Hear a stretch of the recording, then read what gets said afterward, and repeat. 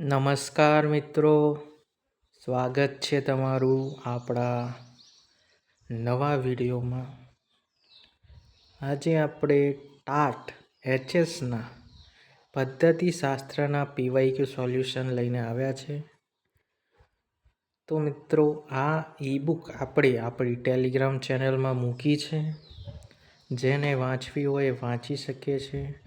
આપણી ટેલિગ્રામની લિંક ડિસ્ક્રિપ્શનમાં આપેલી હશે, તમે જોઈન કરી શકો છો અને આ પ્રશ્નો અને જવાબ જોઈ શકો છો. તો મિત્રો, પ્રથમ પ્રશ્ન આપણે શરૂઆત કરીએ. તો ગણિતમાં પૃથક્કરણ પદ્ધતિના લાભ અને મર્યાદા જણાવો. પરિચયમાં શું છે તો કે ગણિત શિક્ષણમાં વિદ્યાર્થીઓને કોઈ નિયમ, સૂત્ર અથવા સિદ્ધાંત સમજવા માટે મોટા ખ્યાલ નાના ભાગોમાં વિભાજિત કરી સમજાવવાની પદ્ધતિને પૃથક્કરણ પદ્ધતિ કહે છે. આ પદ્ધતિ દ્વારા વિષય વધુ સરળ અને સ્પષ્ટ બને છે.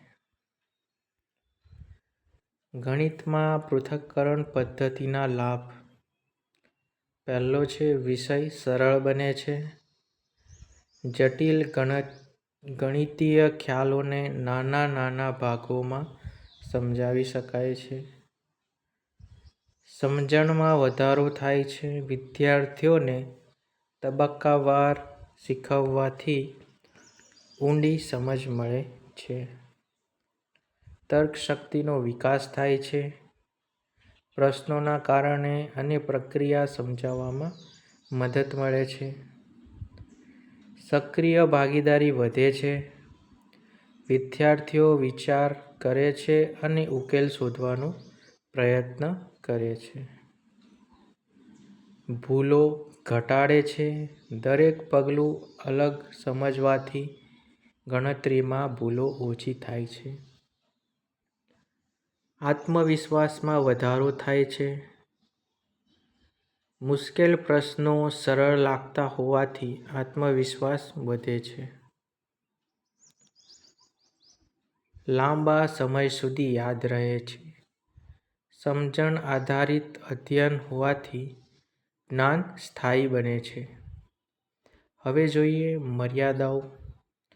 ગણિતમાં પૃથક્કરણ પદ્ધતિની મર્યાદાઓ. વધુ સમય લાગે છે.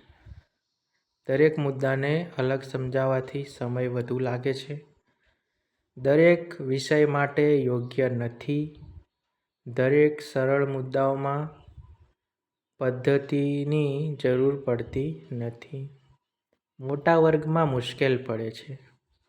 દરેક વિદ્યાર્થી સુધી પહોંચવું મુશ્કેલ બને છે.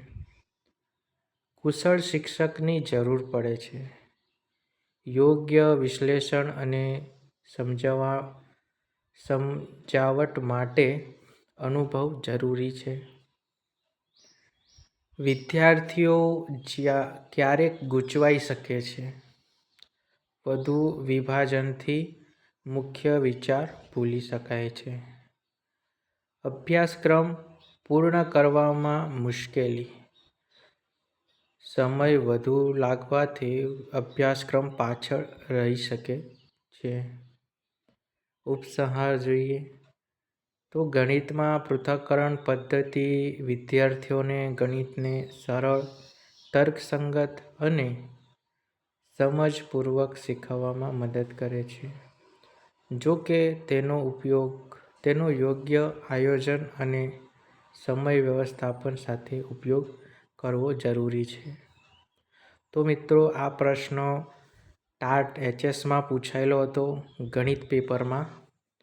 એને આપણે ટાટ એસમાં બી ઉપયોગ કરી શકીએ અને ટાટ એચએસમાં બી ઉપયોગ કરી શકીએ છીએ. એટલે આપણે આનો આદર્શ જવાબ બનાવ્યો છે. જો વિડીયો તમને ગમ્યો હોય તો લાઈક, શેર અને સબસ્ક્રાઈબ કરજો. આની પીડીએફ આપણી ટેલિગ્રામ ચેનલ પર મળી જશે. બિલકુલ ફ્રી ઓફ કોસ્ટ છે. આની કોઈ ચાર્જ નથી. અને આની સાથે જ આપણે મોડિફાઈડ પદ્ધતિશાસ્ત્રના 52 પ્રશ્ન આપણા જે શિક્ષક મિત્રોના પ્રતિભાવથી આપણી ટેલિગ્રામમાં કમેન્ટ કરવામાં આવી હતી એની PDF પણ આપણી ટેલિગ્રામમાં જવાબ સાથે મૂકી દીધેલ છે. એનો કોઈ પણ ચાર્જ નથી.